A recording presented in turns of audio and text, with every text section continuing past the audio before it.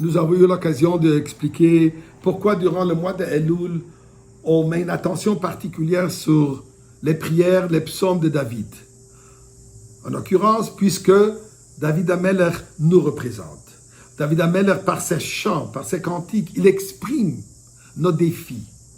Il explique notre vie. Il exprime, ce que nous, comme peuple d'Israël, on vit, les hauts et les bas, les défis et les succès, les failles, les lacunes et les réussites.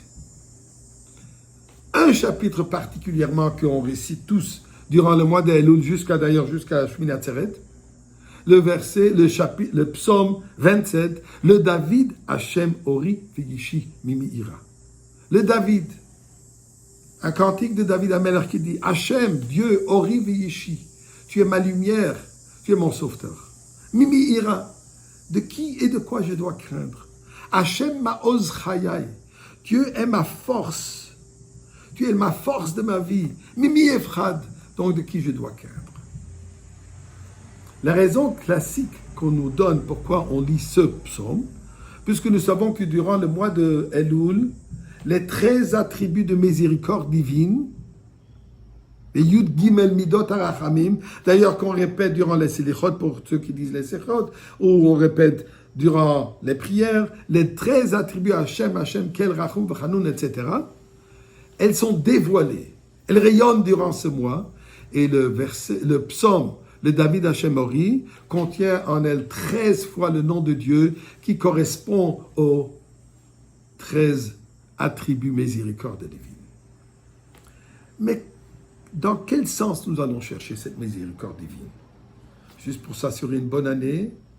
Juste pour s'assurer qu'on arrive devant le jugement de Rosh Hashanah, on veut s'assurer qu'on aura une meilleure année à tous les niveaux? Oui, ceci est vrai. Mais allons voir un peu plus profond. Le mois d'Elul est connu comme le mois de Teshuvah. Ani le Dodi Vedodili, comme on a parlé, c'est le mois de retour vers Akadosh Baruch Hu. Il y a deux sens dans le concept de Teshuvah. Il y a un sens que je peux regarder Teshuvah, regretter mes péchés que j'ai commis. Et pour ça on dit Al-Ched, Hashamnu, Bagadnu, j'ai commis tous les péchés. Mais là il y a une question qui se pose. 11 mois ou 12 mois de l'année suffit un mois pour tout corriger? Est-ce que c'est possible et c'est concevable qu'un mois peut effacer tout ce qu'on a fait pendant 11 mois? Ça a l'air aller facile. Ça a l'air un peu trop facile même. Il y a un autre aspect. Et quand on regarde, et si ça aurait été ça le concept, on devrait dire le chapitre 51, où David Ameller parle de péchés qu'il a soi-disant commis et qui demande pardon à Kadosh Baruch Hu. Pourquoi le David? On regarde les psukim de David Ameller, on voit toute autre chose. On voit d'abord David Ameller, il exprime sa confiance.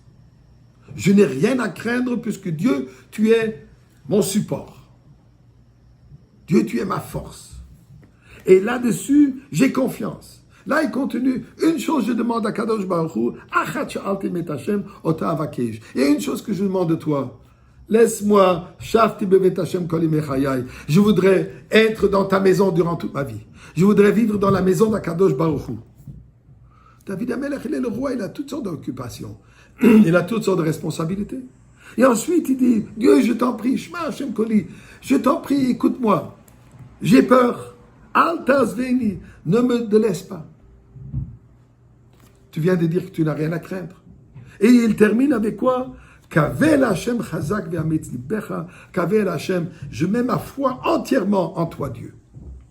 C'est ce que David Ameller nous dit la chose suivante ici.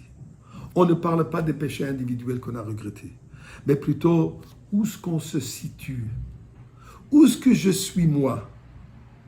Est-ce que ma vie, elle est faite de toutes sortes de détails, toutes sortes de mitzvot individuelles, ou alors je suis, comme en bon franglais, focused. Je suis attentionné sur un concept achat. Le 1. Est-ce que ma vie elle est concentrée, cette compréhension que ma vie entière, dans tous les aspects de ma vie, je dois toujours être concentré sur le echad, l'unicité d'Akadosh Baruch Hu. Intéressant, echad correspond à 13. Les 13 attributs miséricorde, tout cela sont echad. David Ameller nous dit la première chose.